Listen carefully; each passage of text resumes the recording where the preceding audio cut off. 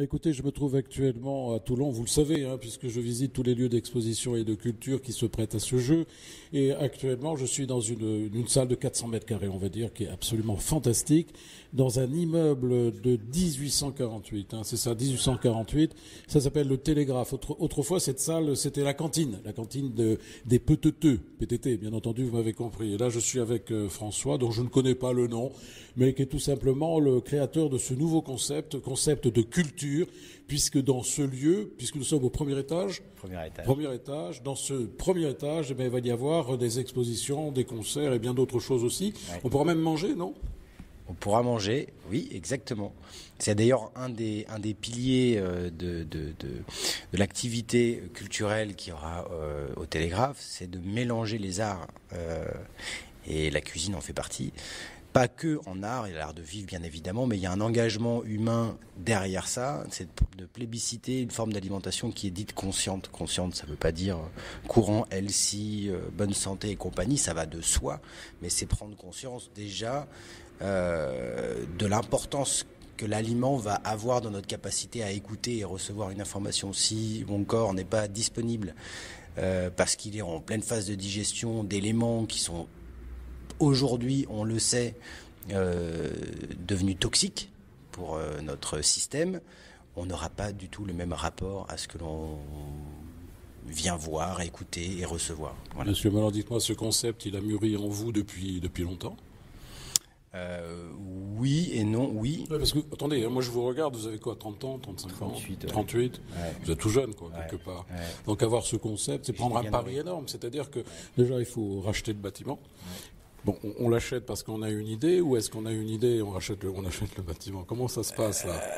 On achète le bâtiment. C'est une histoire particulière puisque c'est une histoire de rencontre, c'est une histoire d'humain. C'est une histoire de rencontre. Ce bâtiment-là, l'idée d'un lieu de vie, c'est un vieux rêve, bien sûr, mais c'est presque un rêve commun d'être dans un endroit dans lequel tout un chacun peut venir seul et rencontrer quelqu'un, d'autres personnes, ou être ému parce qu'il y a l'espace pour. L'espace, c'est pas qu'un espace physique, ça peut être aussi pour créer une rencontre entre un artiste, un sculpteur, un peintre, un écrivain, un chanteur, un danseur. Si on veut rentrer en lien avec cette personne, il est important de prendre conscience du vide qu'il y a entre l'acteur, donc artiste peintre, et le receveur. Oui, c'est pour ça que peut-être vous voulez créer ce volume déjà important, mais ne pas recevoir trop de monde pour qu'il y ait cette humanité. C'est ça. C'est ça. C'est-à-dire qu'ici, vous avez un espace qui pourrait recevoir, j'allais dire n'importe quoi, peut-être 600, 700 personnes. 600, ouais. Mais en fait, en réalité, vous n'en voulez que 200. Oui. C'est cela ? Oui. C'est pour cette raison, pour qu'il y ait ce contact humain. C'est pas la multitude que vous voulez, c'est la qualité. Ce n'est pas aussi faire dépendre l'activité économique de la salle.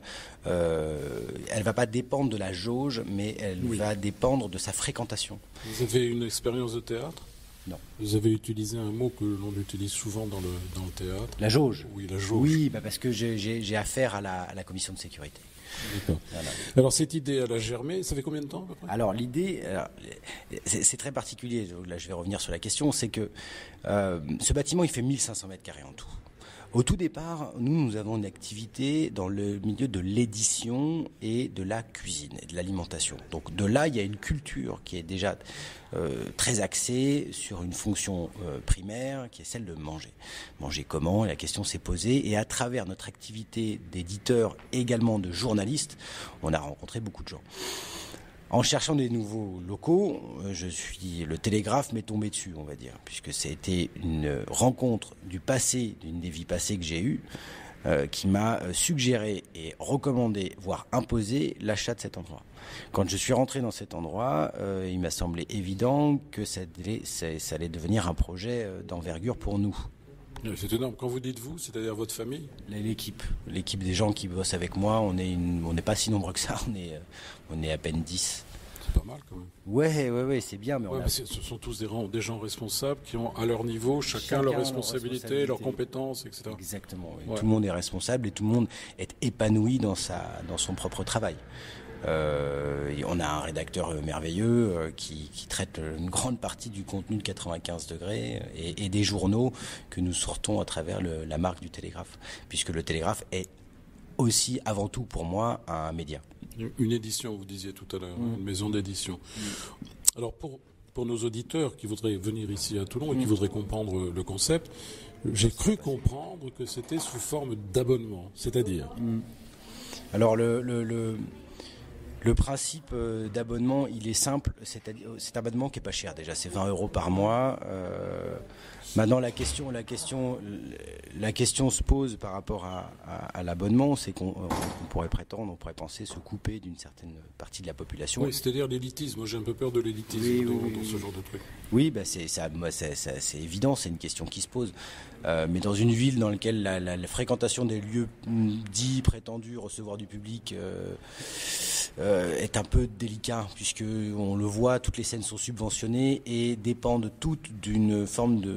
Attendez, moi, n'oubliez pas que je viens d'Avignon, je peux vous dire que toutes les salles ne sont pas subventionnées. Oui. Alors à Toulon c'est le cas, il y a énormément de subventions, j'ai l'impression, qui sont divisées entre quelques salles, l'espace Malraux, Tissot, et à grande échelle, Théâtre Liberté, qui prend une grande partie. Mais là où je veux en venir, c'est que cette histoire d'abonnement, on est complètement indépendant. On a besoin de statuer sur cette indépendance-là et cette autonomie. Mais la pensée fondamentale, c'est de permettre à l'abonné d'accéder pour un prix qui est quand même ridicule. Oui, c'est modeste. 20 balles, c'est on pas... On ne peut pas parler d'élitisme à 20 € par mois. Je suis complètement d'accord. Oui, à condition que vous choisissiez peut-être... Non, vous choisissez on pas. Choisit personne. Oui, mais alors vous allez avoir certainement une demande plus importante que l'offre, parce que 200 personnes, ça va être vite fait. Alors, on a déjà plus de 200 personnes. Comment vous allez faire? Alors, c'est à l'entrée? Non. Par exemple, si vous avez les 20 € sont pour deux raisons. La première, c'est de permettre à toute personne souhaitant participer au développement du Télégraphe d'y participer. On est quasi dans un bâtiment participatif. Nous ne gagnons pas notre vie à l'exploitation d'un bâtiment comme le Télégraphe. C'est pas quelque chose qui va nous faire vivre. Par contre, c'est pas quelque chose qui va nous faire fonctionner dans notre fonction primaire. Par contre, et ça c'est très important, c'est que ces 20 € permettent à la personne qui s'abonne d'accéder à une programmation auquel elle n'aurait pas forcément accédé ailleurs. Attendez, puisque vous parlez de programmation, vous l'avez déjà en tête? Oui, on l'a déjà plus qu'en tête. On a Edgar Morin qui vient augurer la série de conférences qui aura lieu sous la thématique de l'école des sages. Que Monsieur Morin sera là pour travailler avec Pierre Lemarquis sur l'empathie esthétique et la reliance. Ça, c'est des sujets qui nous importent. Ils ont un talent de se faire comprendre, ces gens-là, qui est fondamental pour nous. Et c'est par exemple une conférence d'Edgar Morin ou de Pierre Lemarquis qui est pour moi fondamental, permettre à quelqu'un qui ne l'aurait pas fait par le passé et qui ne serait pas allé au Théâtre Liberté par exemple, il va aller d'abord aux conférences ou au spectacle qui l'intéresse, mais pas forcément à choses qui ne l'intéressent pas parce qu'il va devoir payer son ticket d'entrée à 20 €. Le ticket est offert, enfin, je veux dire, il fait partie de l'abonnement. Ensuite, si je viens de l'extérieur, on a la possibilité bien évidemment de se présenter devant le Télégraphe, et si on a des places disponibles, vous pouvez rentrer. Parce que tout le monde n'a pas les mêmes disponibilités. Oui, on est d'accord. Voilà. On est complètement d'accord. Et tout le monde n'a pas le même désir. Enfin, même s'il y en a des gens plus curieux que d'autres, tant mieux. Tout le monde ne va pas avoir envie d'aller voir la conférence d'Edgar Morin. Voilà. Alors vous avez compris qu'ici c'est un endroit multiculturel. Il y aura des expositions de peinture, des conférences. Oui, mais qui sont sous des thèmes. Sur des thèmes, bien entendu. Ouais. Également des concerts. Ah oui. Voilà. Et une programmation qui est déjà faite sur les 3 mois, 4 mois, 6 mois à venir. Pas encore. Non. La programmation, elle dépend des rencontres. Le principe d'être libre, c'est de se donner de la même façon que l'on va vivre, on tient un lieu de vie. Un lieu de vie, il porte la réponse est dans le nom, quoi. C'est la façon dont on voit la vie, dont on la vit. Il est important de laisser cette place et cette même façon de fonctionner et ces valeurs à travers l'endroit que l'on exploite. Donc, parmi les valeurs que j'ai, ce sont celles de la rencontre et de la spontanéité et de l'authenticité.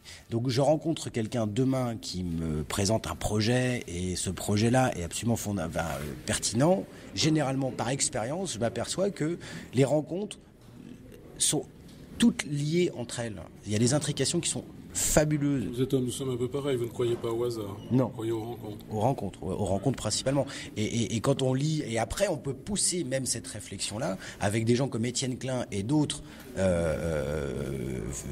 philosophes, physiciens qui viendraient nous montrer que la façon dont nous fonctionnons à échelle plus petite, ça fonctionne de la même façon. Donc les intrications dites quantiques, on pourrait les revoir dans la façon qu'on a de fonctionner dans le Télégraphe, et avoir quelqu'un d'éduqué comme Étienne Klein qui vient l'expliquer, c'est fabuleux. Donc à travers, par exemple, des curateurs, avec Olivia Ruiz, Bouche Cousue, on travaillait un sujet sur l'exil, qui aura lieu, donc qui devait avoir lieu en octobre et novembre, mais comme on a subi un retard, qui aura lieu en janvier. Olivia Ruiz est curatrice avec le Télégraphe, et nous proposons un contenu autour de l'exil qui est ultra pertinent avec des gens, avec des géographes, avec un sculpteur d'ailleurs. Mais les programmations, ce sera des programmations, j'allais dire, mensuelles, hebdomadaires, quotidiennes. Quotidiennes.